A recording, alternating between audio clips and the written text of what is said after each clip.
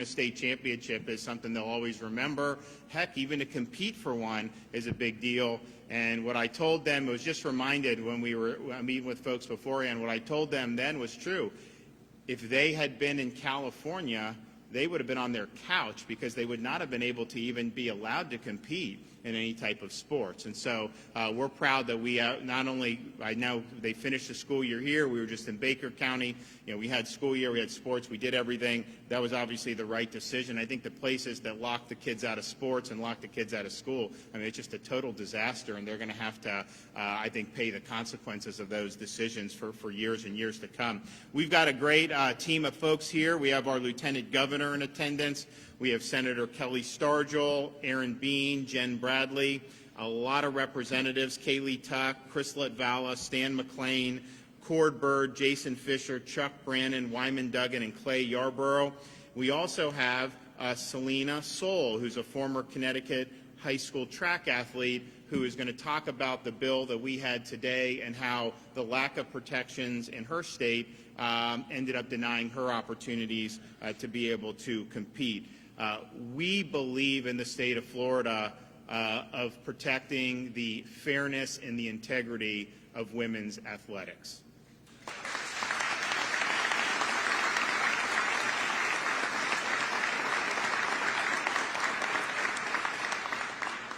Being able to compete in a variety of sports in Florida, fortunately, has opportunities across a wide range of sports, and we're very competitive in a number of different sports, provides our young girls with opportunities that really teach them lessons that last a lifetime. And I think the same is true for all of our sports. Certainly was true for me growing up here in the state of Florida, being able to compete, and it took me to college. It's taken many of our girls to college to be able to get an education and to compete. So we believe that it's very important that the integrity of those competitions are preserved, that these opportunities are protected. And I can tell you this, in Florida, girls are going to play girls' sports and boys are going to play boys' sports. That's what we're doing, and we're going to make sure that that's the reality. So the bill that we're doing today will ensure fairness for women athletes for years to come in the state of Florida. It says that athletic teams or sports that are designated for females are open to females. And we're going to go based off biology, not based off ideology when we're doing sports. The bill defines a student's biological sex based on the student's official birth certificate at the time of birth. And as part of the bill we're signing today, we're not only making sure women have opportunities for scholarships and competition at the highest level, we're also putting in statute ways to actually vindicate the rights of any women athletes who may be discriminated against. So moving forward, any student who's deprived of an athletic opportunity as a result of a violation of this law will have the right to civil remedies. Any school or public post-secondary institution that suffers direct or indirect harm as a result of a violation of this bill, including by a governmental entity, accrediting organization, or athletic association, can also pursue civil remedies. Any student who's subject to retaliation as a result of reporting a violation of this bill can also pursue civil remedies. And so we're not just setting a standard, we're also providing ways where that fairness and the equality can be enforced on behalf of our girls and our women athletes. And so one of the reasons why I think this has become an issue is because we've seen, particularly in other states, you would have these blatantly unfair track races and all these other things where these girls train and then they end up not being able to advance to compete in state or what have you. So we actually have a quick video, so we're going to part the Red Sea here for a minute, show the video, and then I'm going to have Selena Soul come up and talk about her story.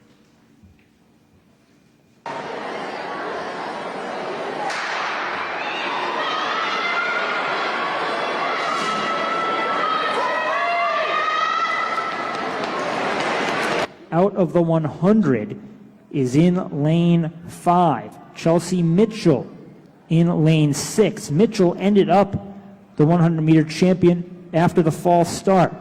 Nichelle Smith in 7. Carly Swire in 8. Jillian Mars, second in the 400, is in 9. Here comes Terry Miller.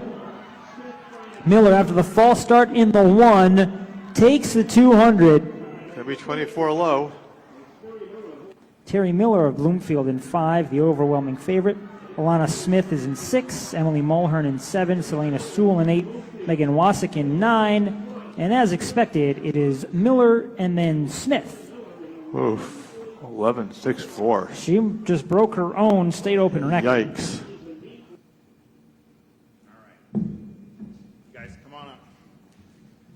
So I think you see in those races, I mean, you have all those girls who are competing, and it just wasn't a level playing field. It wasn't fair. And Selena is here from Connecticut, and she's going to talk about how this has impacted her opportunities. And so, Selena, come on.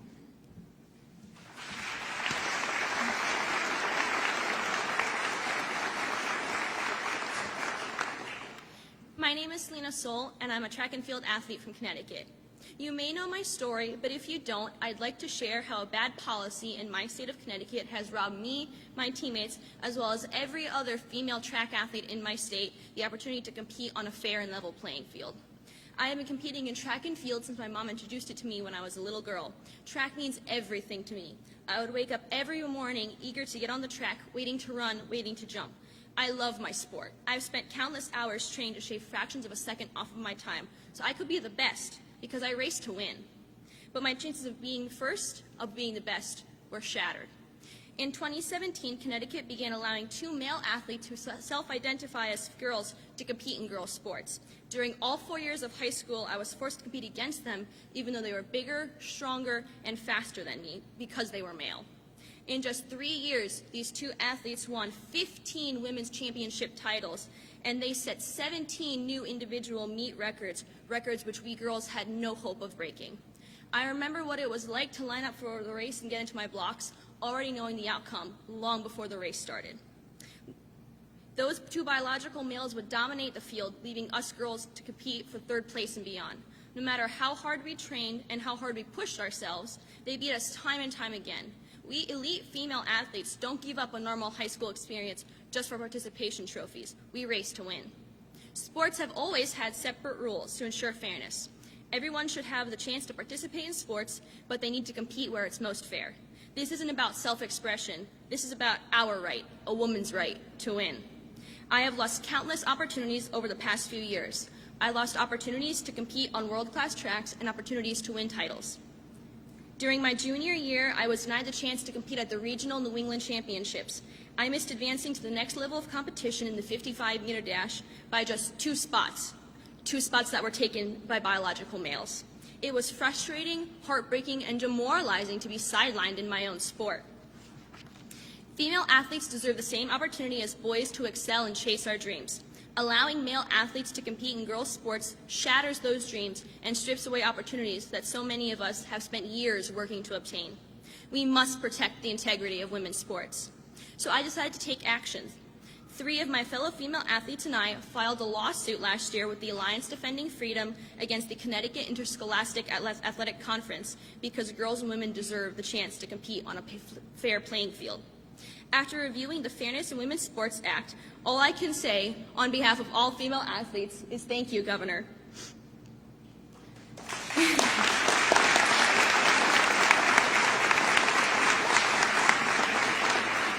As someone who was one of the first to start speaking against this injustice, it is very encouraging that my story has reached people across the country and that many have seen what's happened in Connecticut and want to take the stand to protect female athletes in their state and to protect women's sports so no other young girl has to go through the same pain and heartbreak I had to endure my 4 years of high school.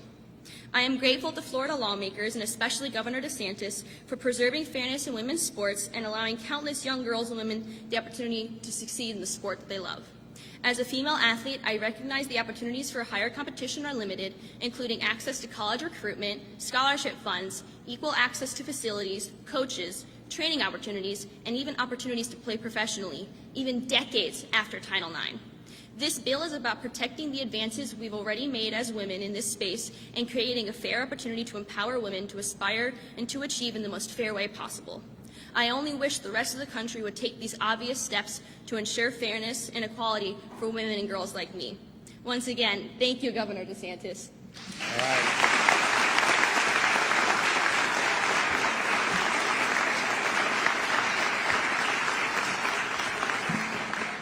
Well, I want to thank Selena for coming down here from Connecticut. I know she's in college and she's actually figuring out maybe she can transfer to a school in Florida. So if you're out there and you're doing women's track and any of the coaches at our state universities, you may want to give her a call. So we'll be happy to help with that.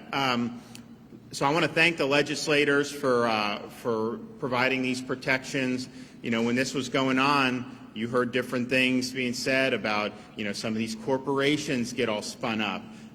Some of these organizations say they're not going to hold events if you do this. And just let me say very clearly, in Florida, we're going to do what's right. We'll stand up to corporations. They are not going to dictate the policies in this state. We will stand up to groups like the NCAA who think that they should be able to dictate the policies in different states. Not here, not ever.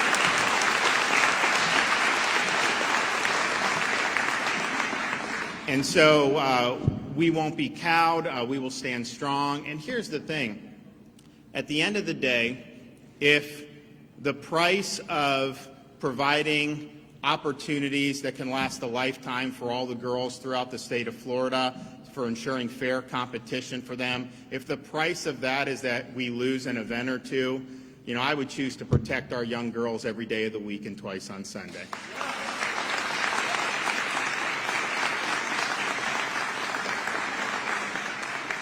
So we have the legislators who were the sponsors of the bill, and so I want to invite up Senator Kelly Stargell, who helped shepherd this through the Florida Senate.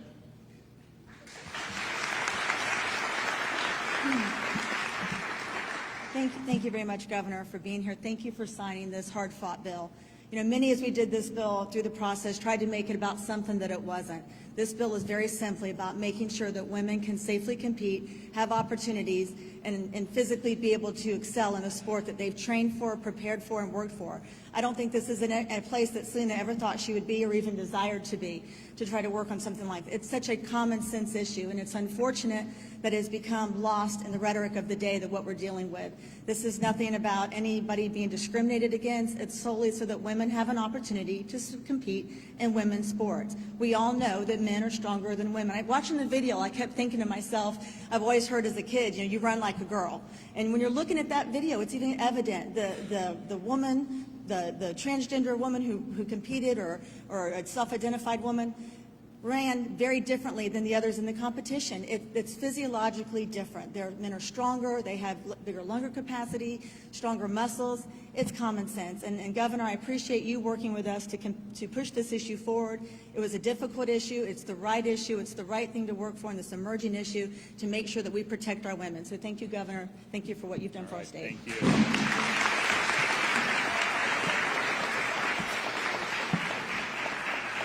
Okay, Kaylee Tuck, where is she? Oh, we okay?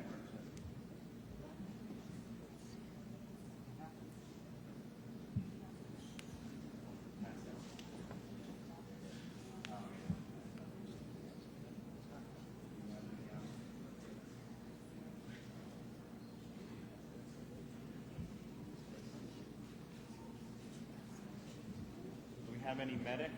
They're getting it.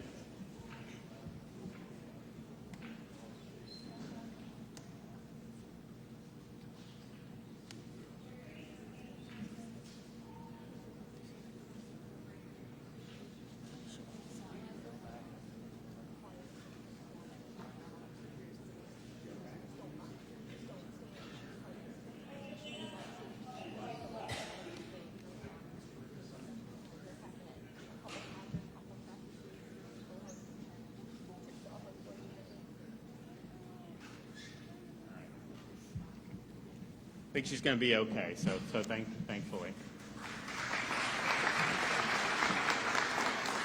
Okay, Kaylee Tuck. Thank you, Governor. And thank you all for having me here today. I can say a lot about why I filed this legislation and the reasons for this legislation, but I think the testimony here is powerful enough. We can't expect our girls and women to compete for third and fourth place and work hard doing it. So this legislation protects the safety, the competitiveness, the integrity, and the fairness of women's sports. So thank you so much, Governor, for your support. Thank you to Speaker Sprouse for his leadership. And thank you to my good friend and mentor, Chair Latvala, for his guidance on this as well. So thank you so much. All right. Good job.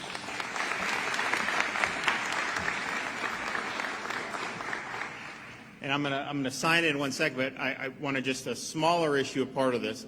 As many of you know, when these legislators are doing things, it's like making sausage. There's different things that happen. And so as part of this bill, for whatever reason, there was a provision there that was delaying something that we did previously in my administration with the legislature respecting college athletes' ability to use their name, image, and likeness and be able to be compensated if people are doing that.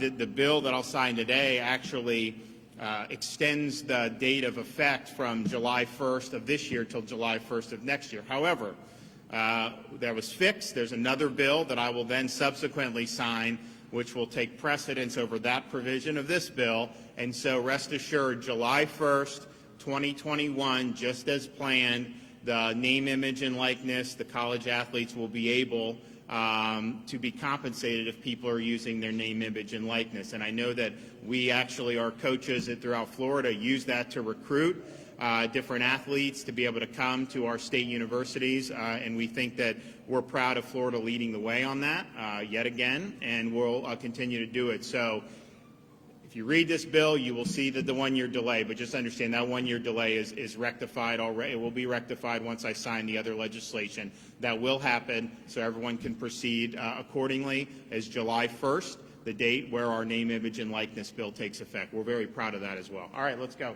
Madison, come here.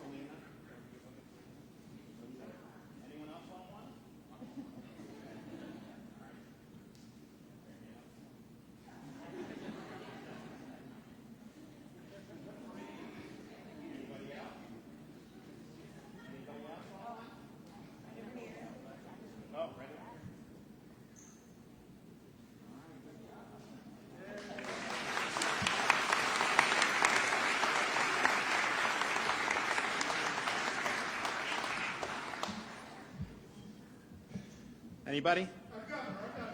We'll start back here. Jim, go ahead.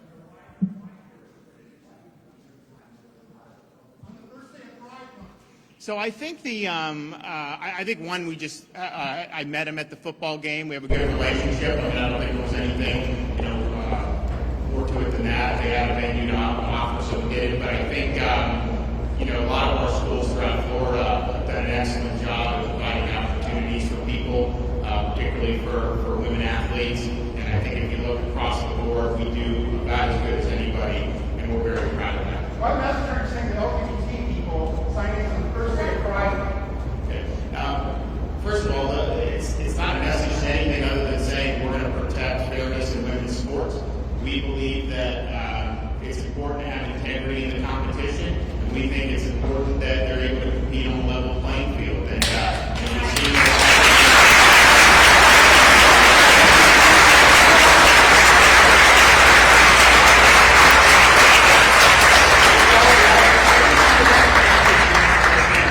Governor DeSantis, I had a question related to the safety of children in our community as it comes to retention ponds. We have had 2 recent deaths of children ages 4 and 5. Have there been any discussions to make retention ponds across our state safer, or is that a consideration?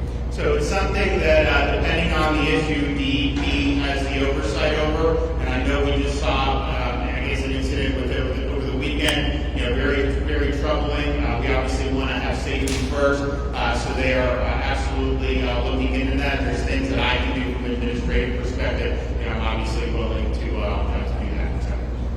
Okay, thanks everybody. Great to be here.